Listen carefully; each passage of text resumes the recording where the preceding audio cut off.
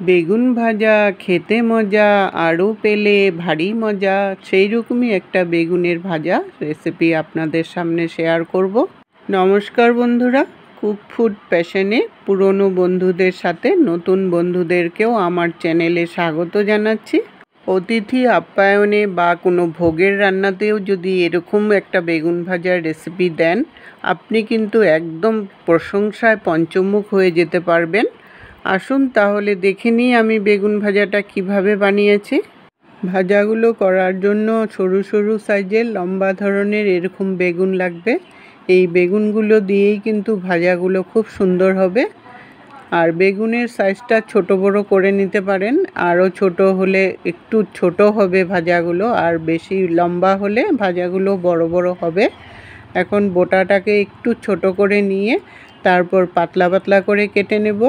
আপনারা যদি চাকু দিয়ে পারেন তাহলে চাকু দিয়েও কেটে নিতে পারেন, তবে এটা দা দিয়ে কাটতেই কিন্তু সুবিধা হয়। যতটুকুন পাতলা পারা যায় সেরকমভাবে পাতলা পাতলা করে কাটতে হবে। একদম বোটা পর্যন্ত কেটে একদম নিচ পর্যন্ত কেটে দিতে হবে, যাতে বোটাটা থাকে সেরকমভাবে কাটতে হবে।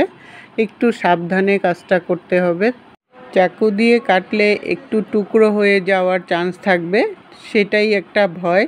কিন্তু দা দিয়ে কাটলে সেই ভয়টা থাকবে না। একটু ধরে ধরে কাটলেই কিন্তু এটা সুন্দর করে কাটা যায়। আর দাটা কিন্তু একটু ধার হতে লাগবে, তাহলেই কাটাটাও সুন্দর হবে। যতটুকুন পাতলা হওয়া চাই সেরকমভাবেই আমি 5 খণ্ড করে নিলাম।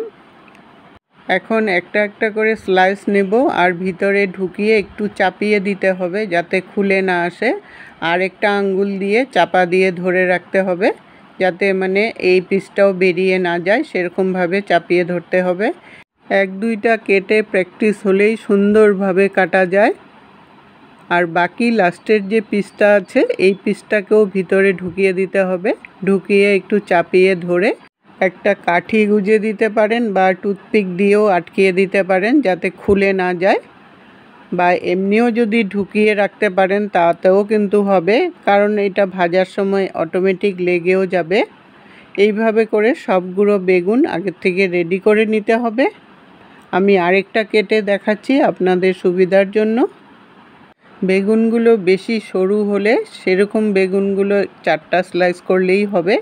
এই বেগুনটা কিন্তু একটু সরু ছিল, তার জন্যই এটাকে 4টা স্লাইস করলাম। আর যদি একটু মোটা বেগুনগুলো থাকে তাহলে 5টা স্লাইস করলেই হয়ে যাবে।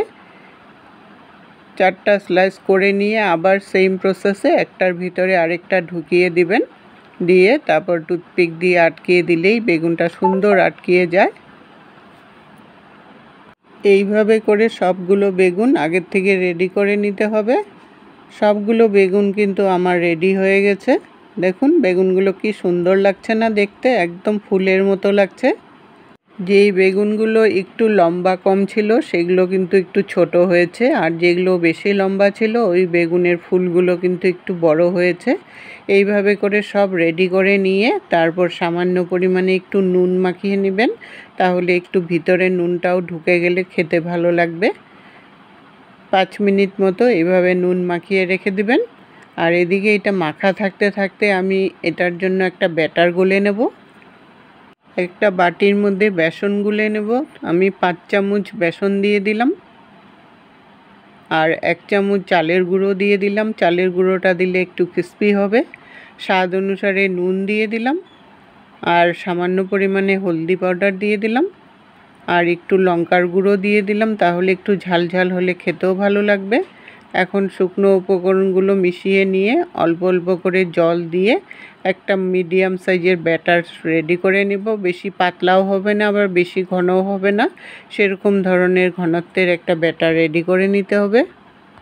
এখন এই বেসনটাকে 10 মিনিটের জন্য রেস্টে রেখে দেবেন, তাহলে বড়াটা কিন্তু খুব ভালো হবে।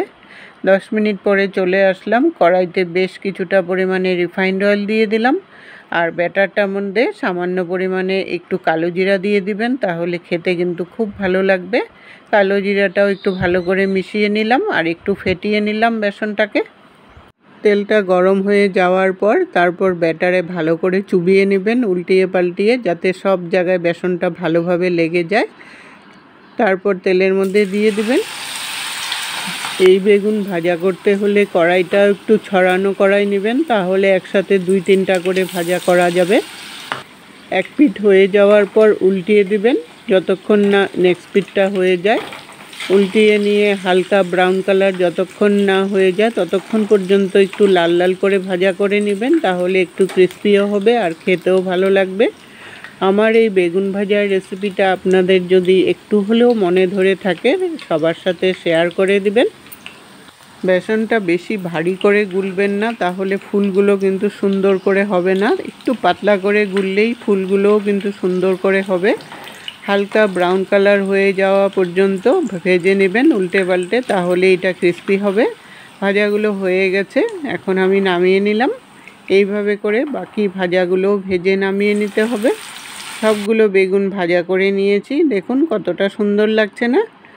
আশা করছি আমার এই বেগুন ভাজার রেসিপিটা আপনাদের খুবই ভালো লেগেছে, তাহলে সবার সাথে শেয়ার করে দিবেন। এতক্ষণ সঙ্গে থেকে আমার বহু সময় ধরে ভিডিওটা দেখার জন্য আপনাদেরকে অসংখ্য ধন্যবাদ বন্ধুরা।